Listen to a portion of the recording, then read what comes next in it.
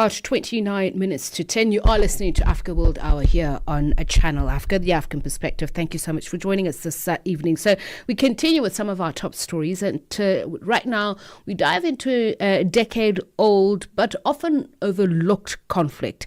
Western Sahara, once a Spanish colony, this disputed territory in North Africa has been claimed by both Morocco and the pro-independence Polisario Front, with Algeria backing the latter.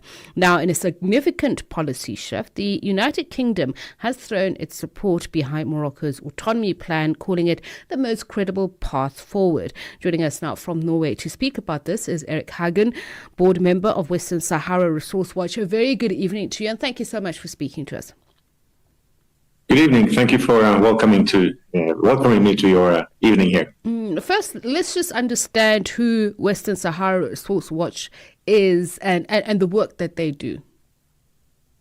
Well, our organization is about 20 years old. We're researching, campaigning against those foreign companies, foreign interests, governments with corporate involvement in Western Sahara. As long as this territory is under Moroccan foreign occupation, we believe that it is necessary that foreign entities do not assist Morocco in profiting and exploiting the resources of the territory.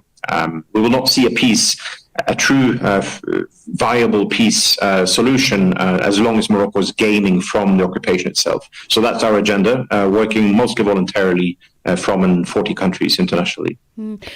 And this latest development by the UK, can you just expand a little bit more on what exactly is it and how significant it is?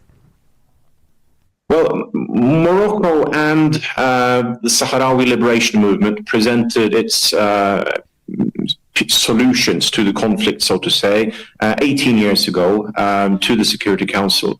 Morocco with its so-called autonomy proposal, and the Sahrawi side presenting their way forward for the conflict to be solved in line with the Security Council resolutions on a referendum in the territory.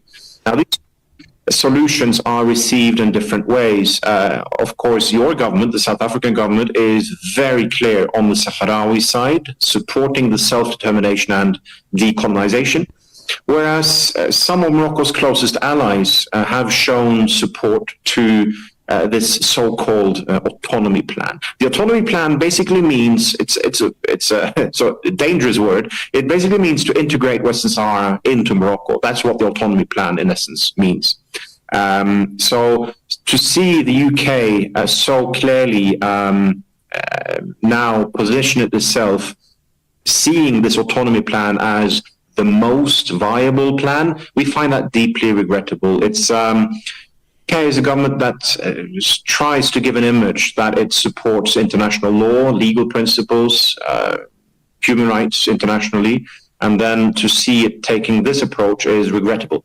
And what has changed? Because I understood that in the past, Britain at least supported or understood self-determination. So why does it now believe that integration is the best way forward? Well, there is a paradox still today after this recent statement that Britain still views self-determination as necessary. However, at the same time, it views the Moroccan approach as the most realistic or pragmatic. There's a paradox. You cannot both say it's up to the people to decide and you say that the aggressor has primarily the right. That doesn't make any sense. The UK would never say self-determination of the people of Ukraine is paramount, and the Russian approach to annex the entire country is a realistic, pragmatic approach. You cannot both say both things, but that's what UK is doing.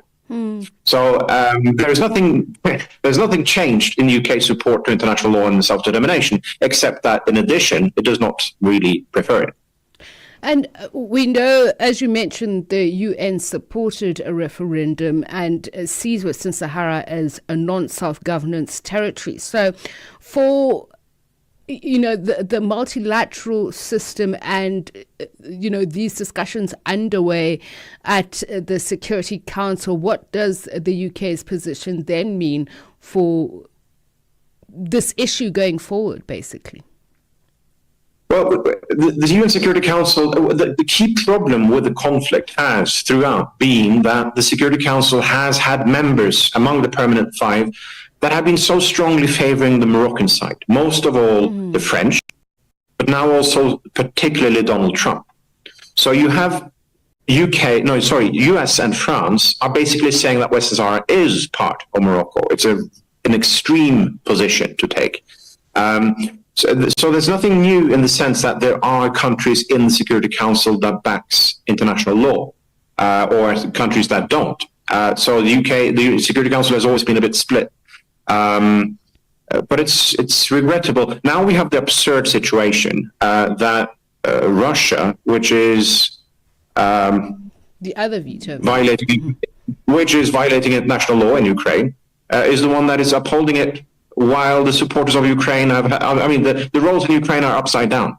It doesn't make any sense to hear countries like UK support self-determination and aligning with Morocco in Security Council. For us, that makes no sense. But Security Council is then still split, so there will be no new sort of traction in Security Council. As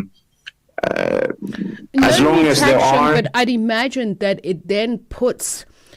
the Sahrawi on the back foot. If you have another veto member, then... Absolutely, it becomes more complicated to solve. Absolutely, we have an absurd conflict in which it's very asymmetrical conflict in terms of power. Morocco has close allies internationally. Morocco has the biggest army, the biggest finances, the biggest population, whereas the Sahrawi side only has international law. At least that's the main thing they have. And then they have certain strong support from countries like South Africa.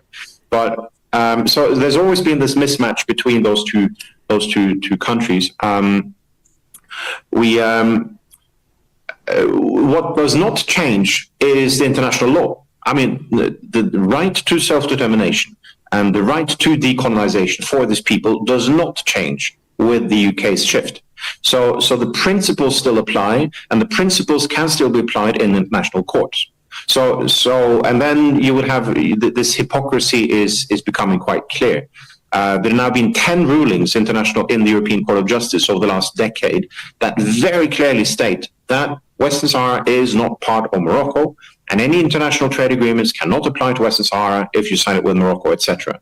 So the international courts are on the Sahrawi side, and then it's up to the Western democracies to show how hypocrite they can be. And obviously, as we mentioned, Algeria backing the Polisario Front. So what are then the implications for escalating tensions between Algeria and Morocco of this latest development? Does that mean that we might even see Britain taking Morocco's side on that front? Well, that tension has always been there. I mean, since even before the Western Sahara conflict came to the table, since independence in the 60s, these two North African rivals have always been escalating, so to say, or there's always been tension between the two.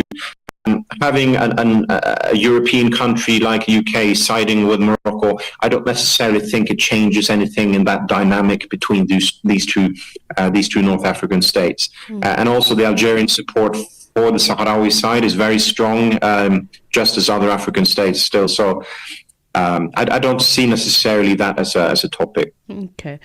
Well, let's talk about what is a topic which often is not reflected on, and that is the conditions under which the Sahrawi live under because of this ongoing conflict. Yeah, the Sahrawis, you can talk about this in two ways. One is relating to those people who live today under foreign occupation, with all the rights deprived from them. Western Sahara scores lowest in the entire world on political freedoms. So there's no space to organize, to protest, to do journalism. There's no space for the UN Human Rights Council special rapporteurs to visit. There's no space for you as a journalist to visit. If you are going to Western Sahara to interview Sahrawis, you as a journalist, you cannot do that. There's no way the Moroccan government will allow you to do that. So it's very difficult for the Sahrawis to live in occupied territories. And then the other half of the population live as refugees in Algeria under very dire humanitarian situation. We all know about the defunding of global aid universe, and this affects also the Sahrawis. Malnutrition affects basically everyone. And they've been living there depending on humanitarian aid for 50 years, waiting to go back. So this conflict has day-to-day consequences. Even though we don't hear much about it in the media, it has severe consequences on human rights and humanitarian affairs, humanitarian side. Thank you very much. Much appreciated your time and update on the latest on that conflict. Erik Hagen is board member of Western Sahara Resource Watch, speaking to us from Norway. It's exactly 19 minutes to 10. Mornings made better with Peter and Asanda.